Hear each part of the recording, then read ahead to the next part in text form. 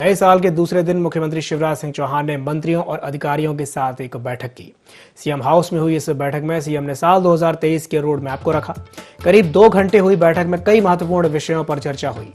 बैठक को लेकर गृह एवं जेल मंत्री डॉक्टर नरोत्तम मिश्रा ने कहा कि सीएम ने सभी को नववर्ष की बधाई देने के साथ साथ नववर्ष के रोड मैप में मंत्रियों और अधिकारियों को विस्तार से बताया है। जनवरी महीने में 4 बड़े कार्यक्रम होंगे।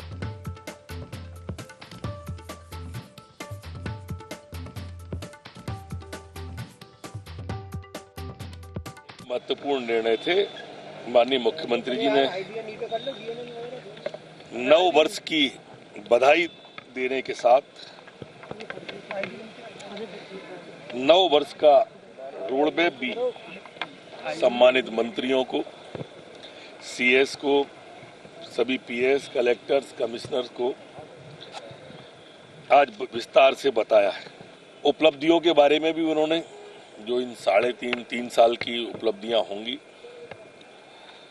जो 23 मार्च को अवसर आएगा, उसमें विस्तार से हमने जो 3 साल में किया है, सभी विभाग अपना अपना रखेंगे।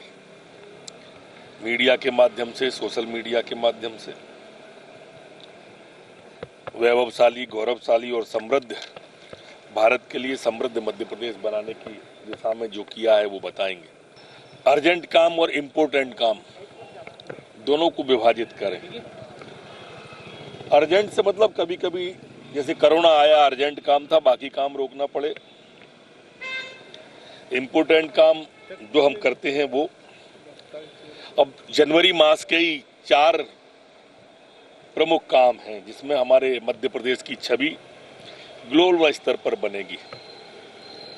ग्लोबल इन्वेस्टर समिति, प्रवासी भारतीय दिवस, माननीय प्रधानमंत्री जी खुद आ रहे हैं, 3 दिन का है ये। खेलो इंडिया और G20 की बैठक, और इसलिए इसमें 0 डिफेक्ट और मैक्सिमम इफेक्ट के साथ हमको इन चारों को देखना है। 1 फरवरी से 15 फरवरी तक, जो जनवरी के बाद फरवरी का प्रोग्राम उन्होंने बताया। सभी गांवों में हमारे विकास यात्राएं निकलेंगी, जिसमें शिलान्यास, उद्घाटन होंगे।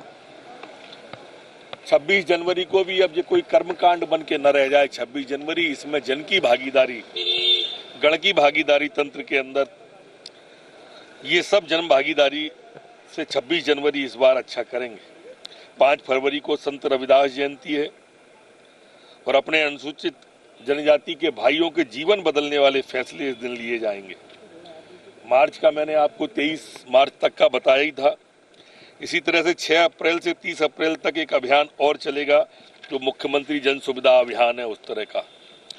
चीता प्रोजेक्ट के बारे में भी विस्तार से बात हुई। सहरिया, भारिया, बैगा, ये अलग वर्ग की जो पंचायतें हैं, ये भी अब प्रारंभ होंगी। आत्मनिर्भर मध्य प्रदेश का रोड मैप आज माननीय मुख्यमंत्री जी ने सबके सामने भी रखा। मंत्रियों के चिंतन शिविर में भी जो रोड मैप उभर के आया था, अब वो भी पूरा तैयार हो चला है, उसको भी प्रस्तुति होनी है।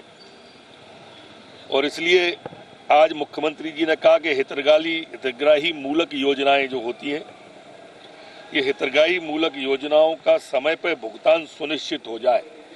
ऐसा न हो कि संबल वाला हितग्राही परेशान हो रहा हो या कोई बीच में दिक्कत आ रही हो। कई विभाग ऐसे हैं जिनकी माइक्रो मॉनिटरिंग अब प्रारंभ करने का भी निर्देश उन्होंने मंत्रियों को, प्रभारी मंत्रियों को दिया। जैसे जल जीवन मिशन है, प्रधानमंत्री आवास है, मुख्यमंत्री भू आवास योजना है, आपका राशन आपके द्वार है, सीएम स्वनिधि, ऐसी अनेक योजनाएं उन्होंने गिनाई, जिनकी अब माइक्रो मॉनिटरिंग के लिए आज निर्देश दिए गए हैं। उन्होंने कहा है कि एक अधिकारी अलग से हम तैनात करेंगे, एक अधिकारी अलग से डेडिकेटेड ही रखेंगे, जो हमारे बच्चों के छात्रावास होते हैं। इन छात्रावासों के अंदर उनकी भोजन व्यवस्था, उनकी कपड़ों की व्यवस्था, उनके बिस्तर की व्यवस्था, ये देखेगा। पेशा नियम के बारे में भी माननीय मुख्यमंत्री जी ने स्पष्ट आज बताया भी और निर्देश भी दिए।